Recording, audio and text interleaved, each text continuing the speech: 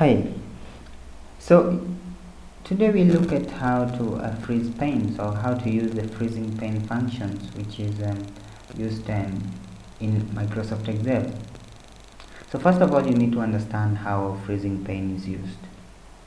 You can use the freezing pane function if you have like large amounts of data and you'd like to just to scroll through and see sections of the data without maybe interfering with some entries of sections of the entries, like maybe headings or something of that sort.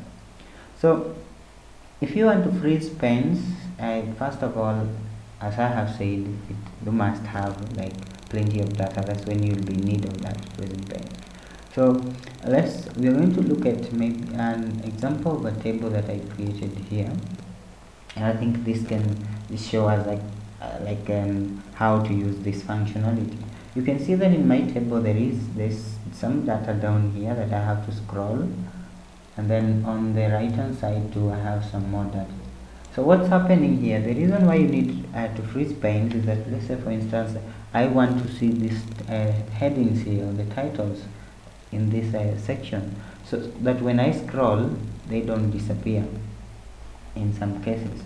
So let's take, for example, let's go this way. Look at that.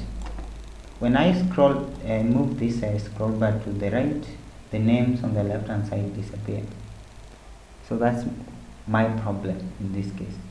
But now the top one, because I have formatted it as a table and the titles are occupying the top row, they are moved to the top, and you can see that. So if you want to freeze panes, there are two ways that you can do it.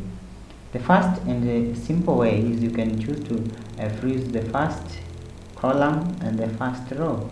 So first of all I'm going to remove this. I'm going to delete that entire column so that this moves to the far end so that I can deal with it. So let's begin with the top row. The top row in this case is where we have the headings. If I want to freeze that top row, it will not move to the top. I just click on the row below it and then click on the view menu, and then under freeze I'll say freeze panes. So if I do that, you can now see that my heading is not moved to the top one as it was. It remains in that same position, so it's not moving anywhere. That has happened because I've clicked on the row below it. I can do it from any point as long as the cell that I'm clicking on is on the row below what I'm trying to do.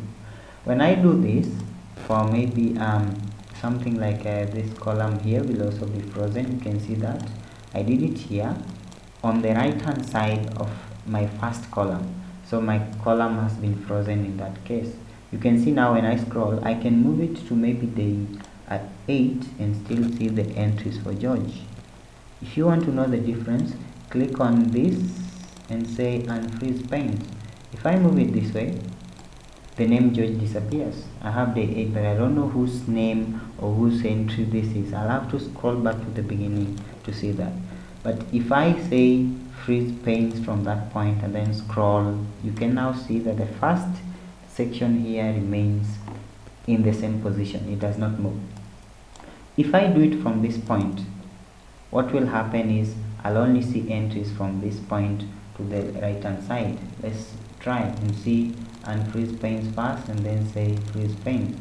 So if I move it this way, you see it only moves from the very point where I did it. The same will apply with the top section.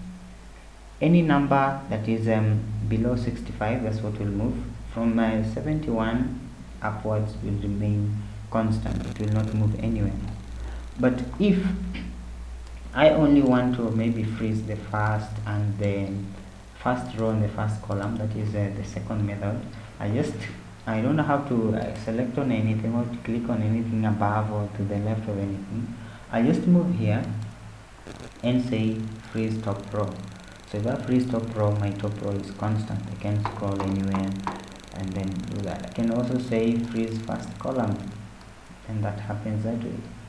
If I had a blank column there, it is the blank column that would have been frozen. So if let's say I want to insert a column to the left, If I do this, go ahead and freeze panes and say freeze first column, you'll see what happens. My first column is not moving. But if maybe I want to have a space here, but I want the second column where I have the names to be frozen, I'll have to click on the cell next to the cells within the first column, so that when I come to this section, they say freeze panes and say freeze panes, it means that the first two will be frozen, so I can easily scroll through this. That is how you do it. It is very easy if you just follow the steps closely and try it on your own.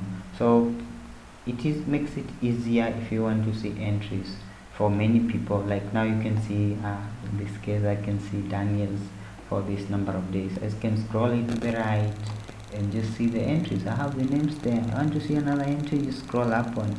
As long as certain sections of the table are frozen, very important section. So that's just how you use the freezing panes function. I hope it helps you deal with your Excel functionalities and calculations. Thanks for viewing this. I hope it helps you. Remember to subscribe, share and comment. Give me a thumb up if you like the video.